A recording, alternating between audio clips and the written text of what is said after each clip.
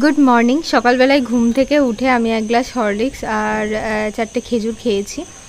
আর আমার বর হচ্ছে নিজেই চা করে খেয়েছে। আজকে সকালে উঠে শুধু ঘর বারান্দাটা ঝাড় দিয়েছি, বিছানাটাও ও তুলেছে, ঘর বারান্দাটা মুছেছে ও। তো আজকে না সকাল থেকে প্রচণ্ড গরম লাগছে, মানে এত গরম লাগছে আর শরীরের মধ্যে না মনে হচ্ছে অস্বস্তি একটা বোধ করছে, মানে নিঃশ্বাস নিতেও কষ্ট হচ্ছে। তো এটা খুবই স্বাভাবিক একটা ব্যাপার, কারণ ভাদ্র মাসে এমনিতে নর্মাল মানুষেরই গরম লাগে। আর এটা হচ্ছে 5ই সেপ্টেম্বরের ভিডিও। তো সকাল সকাল আমার মেয়ের স্কুল যেহেতু ছুটি, ও তো পাকা গিন্নি তোমরা জানো। তো এর আগের দিন যে মুরগির ডিমগুলো এনেছিলাম সেটাই আর কি সিদ্ধ করেছে, দিয়ে আমাকে, ওর পাপাকে আর ওকে দিল। তো তারপরে আমি অনেকটা টাইম শুয়েই ছিলাম, প্রচণ্ড পরিমাণে গরম লাগছিল আমার, আর শরীরের মধ্যে যেন একটা অস্বস্তি বোধ করছিল। তো বর বলছিল তোমাকে রান্না করতে হবে না, আজকে আমিই রান্না করব। তো ও আমাকে সমস্ত সবজি টবজি কেটে কেটে দিয়েছিল। আমি বললাম এখন তো শরীরটা একটু ভালো লাগছে আর চারিদিকে বেশ হাওয়াও দিচ্ছে, তো তোমাকে আর রান্না করতে হবে না, তুমি জোগাড় টোগাড় করে দিলে আমিই রান্নাটা করে নিচ্ছি। তো আজকে আর বাজারেও যায়নি, শরীরটা খারাপ লাগছিল বলে বলছে যে আমি আর আজকে বাজারে যাব না, যা আছে তাই রান্না করো। তো ফ্রিজে দেখলাম 2টো পাবদা মাছ ছিল আর তার সাথে 2টো রুই মাছের ল্যাজা ছিল। তো ভাবলাম দুপুরটা এই দিয়েই আজকে চালিয়ে দিই, একটু ডাল করব আর তার সাথে মাছ দিয়ে আলু দিয়ে ঝোল করব। রাতে তখন আলাদা কিছু হবে। আর একটু মান আছে, তো মানটাকে রান্না করব। তো এটাই আর কি ভাবলাম। তো যেই ভাবা সেই কাজ। আর দেখবি লাস্টে একটু বেশি করে কিছু আনলে, পরিমাণ মতো রান্না করা হলে লাস্টের দিকে ওই 2টো একটা এক্সট্রা করে থেকে যায়। তো পাবদা মাছ আর রুই মাছ দিয়ে একটু অবাক লাগলেও খুব একটা খারাপ লাগবে না খেতে। একদমই যেহেতু ডাল করব, শুকনো শুকনো করে তরকারিটা রান্না করব, খুব একটা খারাপ লাগবে না, আশা করছি ভালোই লাগবে। তো মাছটাতে লবণ হলুদ মাখিয়ে নিয়েছি। আর এখানে দেখো কড়াই গরম হয়ে গেছে, আর মাঝে মধ্যে আমি রান্না করতে করতে না জিনিস হারিয়ে ফেলি, মানে সাঁড়াশিটা খুঁজে পাচ্ছিলাম না, নেতা দিয়ে একটু তেলটাকে ঘুরিয়ে দিলাম। আর প্রচণ্ড পরিমাণে হিট না করে যদি মাছ দেওয়া হয় তাহলে মাছের ছাল উঠে যায়, হ্যাঁ। তো ওই জন্য তেলটা প্রচণ্ড গরম করেই দিয়েছি। আর এই যে দেখতে পাচ্ছ আমাদের ঘরে যেহেতু চিমনি নেই আর জানলাতে দুটো খুলতে পারি না, ওই সাইডেটা খুলে দিই, ওই সাইডেটা খোলা হয় না। এই তেলগুলো উড়ে উড়েই কিন্তু কোটো বাটাতে পড়ে রান্নাঘরটা বেশি তাড়াতাড়ি আর কি তেলচিটে হয়ে যায়। তো এই হচ্ছে একটা সমস্যা, কী আর করা যাবে, একটু বেশি বেশি করে ধোয়া মাজা পরিষ্কার করলেই হয়ে যাবে। তো আজকে মেয়ে হচ্ছে বাড়িতেই আছে, আজকে মুসলিমদের কোনো একটা 5ই সেপ্টেম্বরে ডায়েরিতে লেখা আছে। তো যাই হোক আমি এই মুহূর্তে ভুলে গেছিলাম, আর কথা বলতে বলতেও আমি হাঁপিয়ে যাচ্ছি, বুঝতেই পারছো লাস্টের দিকে এসে। যাদের যাদের এই নভেম্বর, তবে কী জানো তো, শীতকালে যাদের যাদের ভরা প্রেগনেন্সি হয়, মানে মোটামুটি অঘ্রাণ মাসের পর থেকে যারা 8 মাস 9 মাসে পড়ে, তারা কিন্তু এই এত গরমের কষ্টটা না বুঝতে পারে না। কিন্তু আমার 2টো প্রেগনেন্সিতে আমি ভাদ্র মাস কাটিয়েছি। তো প্রথমটার বেলায় তো তখন ভাদ্র মাসে সম্ভবত আমার 7 মাস ছিল, যেহেতু ওটা কার্তিক মাসে হয়েছে। আর এটার বেলাতে তো ধরো একদম গোটা ভাদ্র মাস, মানে গোটা গরমটা আমি পেলাম। তো একটু বেশি, মানে গরমে একটু বেশি কষ্ট হয়, মানে এটা সত্যি কথা বলতে যারা মা হয়েছে তারাই জানবে, অন্য কাউকে মানে বলে বোঝানো সম্ভব না। আমার বর বলছে মা ঠিক আছে গরম লাগছে, কিন্তু তুমি এত ঘামছো দদর দদর দদর করে, যেন আমি মানে পুরো মানে ঘেমে স্নান হয়ে যাচ্ছে, এত গরম লাগছে। সেই অনেক সময় কী হয়, প্রেশার বেড়ে গেলে যেমন হয় না, তেমন একটা ব্যাপার। তো আজকে মানের একটা সুন্দর রেসিপি তোমাদেরকে দেখাবো, আমার তো খেতে খুবই ভালো লাগে। আর এর আগের দিন মান কিনে নিয়ে এসেছি, আর ওই দাদুটার কাছ থেকে আমি যখনই বাজারে যাই তখনই মান কিনে নিয়ে আসি। আর মানে যখন বাজারে যাই বলতে, আমাদের বাড়িতে থাকতে তো বাড়িতে প্রচুর মান গাছ, কোনো দিন কিনে খেতে হয়নি, কিন্তু এখানে আর কোথায় পাবো বলো, এখানে তো কিনেই খেতে হবে। তো ওই দাদুরা মনে হয় মানটা চাষ করে, কিন্তু খেতেও খুব ভালো আর খুব সুন্দর সিদ্ধও হয়।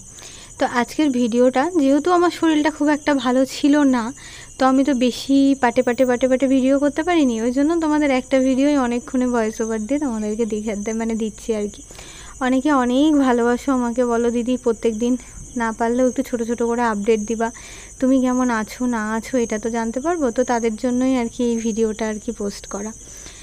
তো মাছগুলো আমি ভেজে নিয়েছি, তারপরে মাছের ঝোলটাও করে নিয়েছি। মাছের ঝোলটা আর তোমাদেরকে আজকে দেখালাম না, একদমই নর্মাল করে করেছি, তো সেই জন্য আর কি দেখালাম না।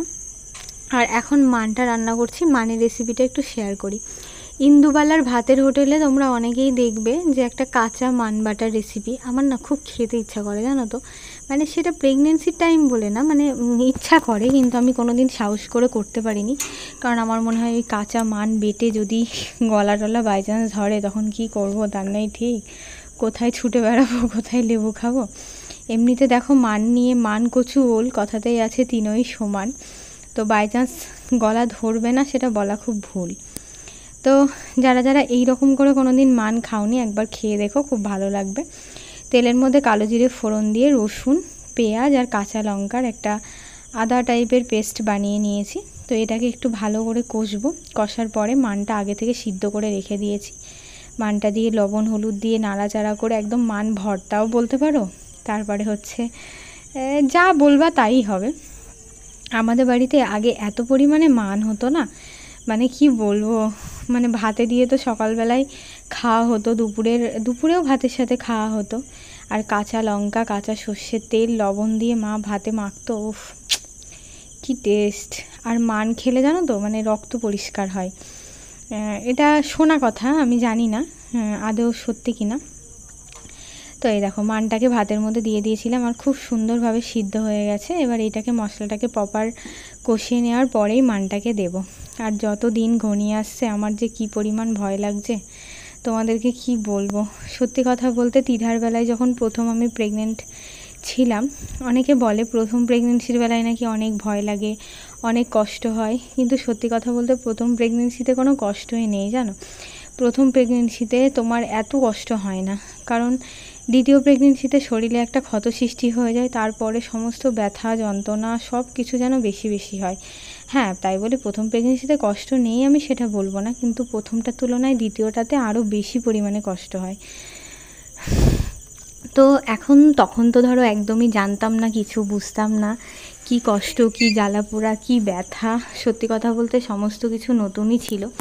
তো সেই জন্য খুব একটা বেশি ভয় টেনশান কাজ করেনি, কিন্তু এটার বেলাতে এত পরিমাণে ভয় কাজ করছে বলে বোঝাতে পারবো না। মানে মনে হচ্ছে যেন কি বলবো, মনে হচ্ছে ঠাকুর তুমি আমার পাশে থেকো, কি হবে। এমনকি আমার যে ডক্টর তিনি এত ভালো, তোমাদেরকে আমি বলে বোঝাতে পারবো না। মানে কথাবার্তার দিক থেকে অনেক ডক্টর আছে দেখবে পেশেন্টের সাথে খুব কথা বলতে চায় না, হুটোপাটা করে আর কি, 2-3 মিনিটের মধ্যে, 2-5 মিনিটের মধ্যে। আর আমার ডক্টরকে আমি যতবার দেখাতে গেছি মানে এমন এমন কোয়েশ্চেন করেছি তোমরা শুনলে অবাক হয়ে যাবা, যে ডাক্তারের সাথেও এত ফ্রি মাইন্ডে কথা বলা যায়। আর উনি এতই ভালো, আমার সত্যি কথা বলতে পার্সোনালি দিক থেকে কিন্তু আমার ভীষণই পছন্দ হয়েছে এখনও পর্যন্ত। তারপরে সিজারের এক্সপিরিয়েন্স তো আমি তোমাদের সাথে পরে শেয়ার করবোই, কি হলো না হলো। তো উনি সমস্ত প্রশ্নের উত্তর এত সুন্দর করে লাস্টে আবার বলে, আর কিছু জিজ্ঞাসা করার আছে, আর কিছু বলবি।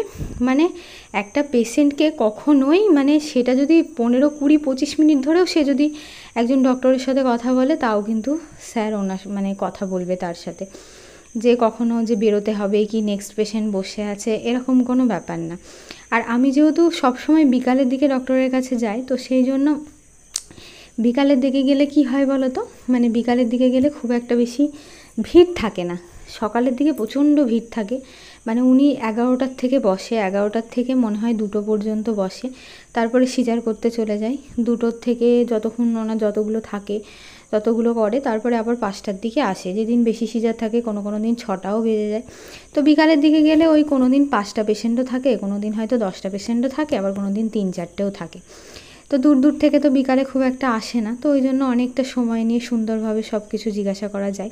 আর সিজারের পরে যে অবস্থা কেটে যাওয়ার পরে জ্বালা যন্ত্রণা হয় সেটা সম্বন্ধেও আমি ওনাকে বলেছি যে স্যার যেন ভালো ইঞ্জেকশন দেওয়া হয়। তো উনি বলেছে ভালো ইঞ্জেকশন দেওয়া হবে, তারপরেও যদি জ্বালা যন্ত্রণা হয় বাড়ির লোককে বলবি ইঞ্জেকশন লিখে ওরা কিনে এনে দেবে, ওটা দিয়ে দিলে অনেকটা কমে যাবে। কিন্তু যেহেতু তোর লাইগেশন হবে এবার কিন্তু কষ্টটা একটু প্রথমকারটার থেকে বেশিই হবে, এটা একটা নর্মালি ব্যাপার। মানে একসাথে লাইগেশন করলে নাকি একটু জ্বালা যন্ত্রণাটা, মানে এত উনি ফ্রি মাইন্ডে পুরো বন্ধুর মতো হয়ে কথা বলে। যাই হোক, মা হচ্ছি বলে কথা, একটু কষ্ট তো সহ্য করতেই হবে। আর সন্তানের মুখটা দেখলে সত্যি কথা বলতে সমস্ত কষ্ট দুঃখ সব চলে যাবে। তো দেখো এখানে হচ্ছে আজকে তো 5ই সেপ্টেম্বর ছিল, কিন্তু যেহেতু স্কুল বন্ধ ছিল তার জন্য মেয়ে আর যায়নি। এখন বিকালে পাপার সাথে গিয়ে মানে ওদের যে ক্লাস টিচার আছে তার জন্য, মানে 6টা টোটালে, computer, yoga, English, EVS, Hindi সব টিচারের জন্য পেন কিনে নিয়ে এসছে। এগুলো সুন্দর করে এখন বাবা মেয়ে দুজন মিলে মানে প্যাকিং করছে, একটা করে গিফট ফুল দিচ্ছে, আর তার সাথে চকলেট স্যারদেরকে দেবে। তো এটা খুবই একটা নর্মালি ব্যাপার। আমার মেয়ে তো এইসব কাজ করতে প্রচণ্ড ভালোবাসে তো কী আর করা যাবে। আর দেখো হাসছে কেমন, তো আমার মানে আমার মেয়ে কোনো দিন চা খায় না, হঠাৎ করে আবার চা খেতে ইচ্ছা করেছে, বলেছে বাবা তুমি একটু চা করে নিয়ে আসো। তো আমার বর না চাটা এত সুন্দর বানায়, আমি তো খাই না চা, তারপরে আমি ওর লোভ সামলাতে পারি না, এটা খেলেই আমার অম্বল হয়ে যাবে জানি। একদম গাঢ় গাঢ় দুধ দিয়ে করেছে, ওফ কি বলবো, চাটা জাস্ট দারুণ হয়েছিল খেতে। আমার মেয়ে বলছে আমি বড় কাপটা নেব আর আমি বলেছি আমার জন্য হাফ কাপ দিবে, ওই জন্য ছোটো কাপে আমার জন্য চা এনে দিয়েছে। তো আজকের ব্লগটা এখানেই শেষ করছি। সবাই খুব ভালো থেকো, সাবধানে থেকো, সুস্থভাবে থেকো। আর আমি আর কি করব, গরমে এই কষ্ট করি।